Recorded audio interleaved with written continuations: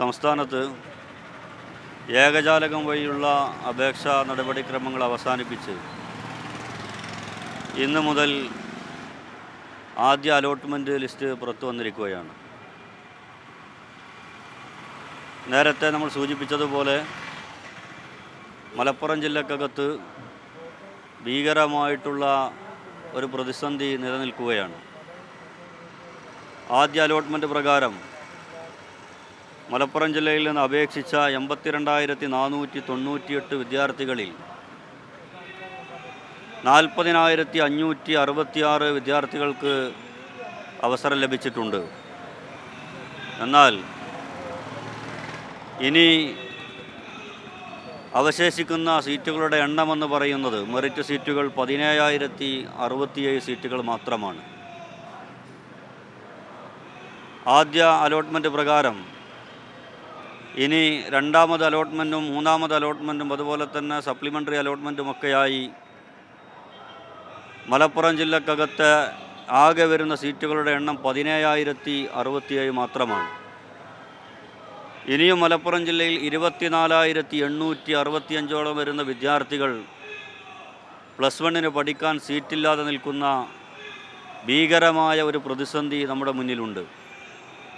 നമ്മൾ മനസ്സിലാക്കേണ്ടുന്നത് 79,000-ൽ പരം വിദ്യാർത്ഥികൾ SSLC പരീക്ഷ വിജയിക്കുകയും ഏകജാലക സംവിധാനങ്ങൾ വഴി 52,000-ലധികം വരുന്ന വിദ്യാർത്ഥികൾ അപേക്ഷിക്കുകയും ചെയ്ത ഈ മലപ്പുറം ജില്ലക്കകത്ത് ഇവിടെ SSLC എഴുതിയിട്ടുള്ള പരീക്ഷ എഴുതിയിട്ടുള്ള 3-ൽ 1 വിദ്യാർത്ഥിക്ക് പ്ലസ് വണ്ണിന് പഠിക്കാൻ സീറ്റില്ല എന്നുള്ളതാണ്.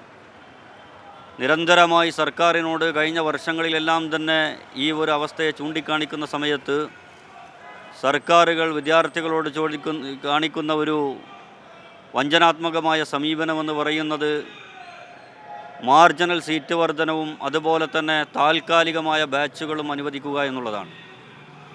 മലപ്പുറം ജില്ലയിൽ താൽക്കാലിക ബാച്ചുകളോ അതുപോലെ മാർജിനൽ സീറ്റ് വർധനമോ ഇവിടുത്തെ വിദ്യാർത്ഥികളുടെ നിലവിലുള്ള പ്രതിസന്ധിക്ക് പരിഹാരമല്ല.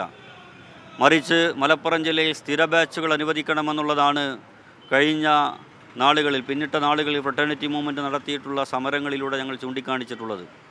ഇത് സംഘടനാപരമായ ഞങ്ങളുടെ ആവശ്യം മാത്രമല്ല, രണ്ടാം പിണറായി സർക്കാർ മുന്നോട്ട് വെച്ച ഇവിടുത്തെ പ്രൊഫസർ വി കാർത്തികേയൻ കമ്മീഷൻ റിപ്പോർട്ടുമായി ബന്ധപ്പെട്ട് നിലനിൽക്കുന്ന സംഗതികൾ കൂടിയാണ്.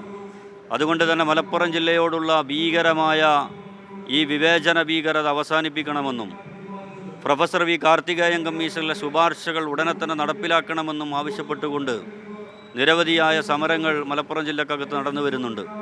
കഴിഞ്ഞ ഏതാനും ദിവസങ്ങളായിക്കൊണ്ട് മലപ്പുറം ജില്ലയിലെ 16 നിയോജക മണ്ഡലങ്ങളിലും ഫ്രട്ടേണിറ്റി മൂവ്മെൻറ്റിൻ്റെ മണ്ഡലം പ്രസിഡന്റുമാർ നയിക്കുന്ന ജനകീയ വിചാരണ ജാഥ ഇന്നലെ അവസാനിക്കുകയുണ്ടായി. ഇനി ഇതിൻ്റെ അടുത്ത ഘട്ടമെന്ന് പറയുന്നത് വ്യാപകമായ അർത്ഥത്തിലുള്ള മലപ്പുറം ജില്ലയിൽ വ്യാപക പ്രതിഷേധ പരിപാടികൾക്ക് ഫ്രട്ടേണിറ്റി മൂവ്മെൻറ്റ് നേതൃത്വം നൽകുകയാണ്. വരുന്ന ദിവസങ്ങളിൽ AE ഓഫീസുകളിലേക്ക് മാർച്ച് നടത്തുന്ന RDD ഉൾപ്പെടെയുള്ള ഉദ്യോഗസ്ഥന്മാരെ തടയുന്ന അർത്ഥത്തിലുള്ള, മാത്രമല്ല ഇവിടുത്തെ ദേശീയപാതകൾ ഉപരോധിച്ചുകൊണ്ട് അതുപോലെ വലിയ അർത്ഥത്തിലുള്ള ജനങ്ങളെ സംഘടിപ്പിച്ചുകൊണ്ട് ആയിരക്കണക്കിന് വരുന്ന ബഹുജനങ്ങളുടെ പങ്കാളിത്തമുള്ള കലക്ട്രേറ്റ് മാർച്ച് ഉൾപ്പെടെയുള്ള വരുന്ന 10-ാം തീയതി മലപ്പുറം റാലി എന്നുള്ള അർത്ഥത്തിൽ ഒരു വലിയ പ്രതിഷേധത്തിന് ഞങ്ങൾ നേതൃത്വം കൊടുക്കാൻ വേണ്ടി പോവുകയാണ്. ഞങ്ങളിവിടെ ചൂണ്ടിക്കാണിക്കാൻ ആഗ്രഹിക്കുന്നത് കഴിഞ്ഞ ഒരുപാട് വർഷങ്ങളിൽ തെക്കൻ കേരളത്തിലെ വിവിധങ്ങളായ ജില്ലകളിൽ നിന്ന് മാറിക്കൊണ്ട് മലബാറിലെ സവിശേഷമായ ഈ വിദ്യാഭ്യാസ പ്രതിസന്ധിക്കുള്ള പരിഹാരമെന്ന് പറയുന്നത് സ്ഥിര ബാച്ചുകൾ അനുവദിച്ചുകൊണ്ട് അതുപോലെ തന്നെ വിദ്യാർത്ഥികൾക്ക് ആനുപാതികമായ അർത്ഥത്തിൽ സീറ്റുകൾ അനുവദിക്കുക എന്നുള്ളതാണ്. ആ ഒരു അർത്ഥത്തിലാണ് മുന്നോട്ട് പോകേണ്ടത്. ഒരു കാര്യം കൂടി നമ്മൾ മനസ്സിലാക്കേണ്ടുന്നത്, തിരുവനന്തപുരം ജില്ലക്കകത്ത് SSLC പരീക്ഷ വിജയിച്ച വിദ്യാർത്ഥികളുടെ എണ്ണമെന്ന് പറയുന്നത് 33,939 വിദ്യാർത്ഥികളാണ്. അതിൽ ആദ്യത്തെ അലോട്ട്മെൻറ്റ് കഴിഞ്ഞപ്പോഴേക്ക് അതിൽ 22,000-ലധികം വരുന്ന വിദ്യാർത്ഥികൾക്ക് അവിടെ സീറ്റ് ലഭിക്കുന്നുണ്ട്.